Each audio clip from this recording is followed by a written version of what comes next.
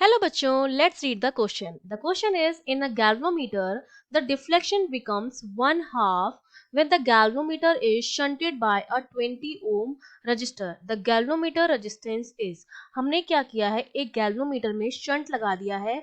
वो शंट हमने कितने का लगाया है, हमने 20 ओम का शंट लगा दिया है. और इसकी वजह से क्या होता है, जो डिफ्लेक्शन होता है वो क्या हो जाता है, वन हाफ हो जाता है. ठीक है, टोटल करंट आई जा रही थी, तो अब ये करंट जो होती है वो डिवाइड हो जाती है, आई बाई टू इसमें जाती है, आई बाई टू इसमें जाती है.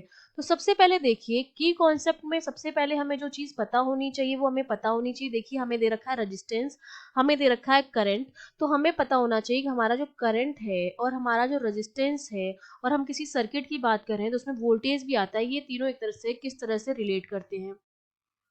तो इनका रिलेशन हम ओम्स लॉ से पता लगा लेते हैं, क्योंकि ओम्स लॉ से हमें पता है कि V जो होता है मेरा आई आर के क्या होता है, बराबर होता है.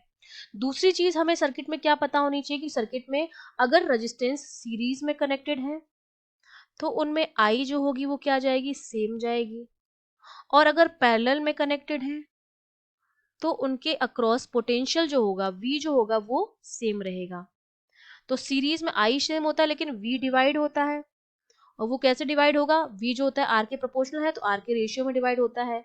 और इसमें पैरेलल में I डिवाइड होता है, और I कैसे डिवाइड होगा, क्योंकि I यहाँ से आता है V अपॉन R, तो ये R के इनवर्स रेशियो में डिवाइड होगा. ठीक है, अब देखिए आपको जो दे रखा है ये G और ये R, ये दोनों क्या है, पैरेलल में है, एक दूसरे के साथ पैरेलल में जुड़े हुए हैं, है ना.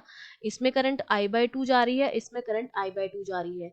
अगर पैरेलल में कनेक्ट है तो इसके अक्रॉस जो वोल्टेज होगा हमने मान लिया VG है, और इसके अक्रॉस जो वोल्टेज होगा वो हमने मान लिया V20 है. वो दोनों क्या होंगे, सेम होंगे, क्योंकि पैरेलल में क्या वोल्टेज जो होता है वो सेम रहता है.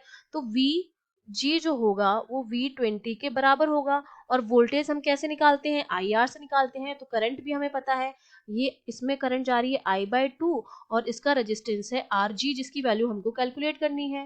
दैट इज इक्वल्स टू, इसमें भी करंट जा रही है I बाई टू इंटू इसकी, इसका रेजिस्टेंस कितना है, 20 है. तो यहाँ से I बाई टू कैंसिल हो जाएगा, और तो RG जो मेरा होगा वो 20 ओम आएगा. और वैसे भी देखिए आपको अगर सॉल्व नहीं करना है, ऑब्जेक्टिव टाइप क्वेश्चन आता है आपको कॉम्पिटिटिव एग्जाम में सॉल्व करना है, तो देखिए दोनों में करंट सेम जा रही है, इसका मतलब दोनों के रेजिस्टेंस क्या होंगे, सेम होंगे. अगर सेम करंट जा रही है इसका मतलब दोनों के रेजिस्टेंस सेम होंगे, क्योंकि दोनों का वोल्टेज सेम है. करंट भी सेम जा रही है, वोल्टेज भी सेम है, इसका मतलब दोनों के रेजिस्टेंस भी सेम होगा. अगर ये 20 ओम है तो ये भी 20 ओम होगा, इसलिए करंट जो है दोनों में क्या जा रही है, सेम जा रही है. तो आप वैसे भी बता सकते हैं कि अगर ये 20 ओम है तो ये भी 20 ohm होगा. That means D option is correct. I hope you understood well. All the best.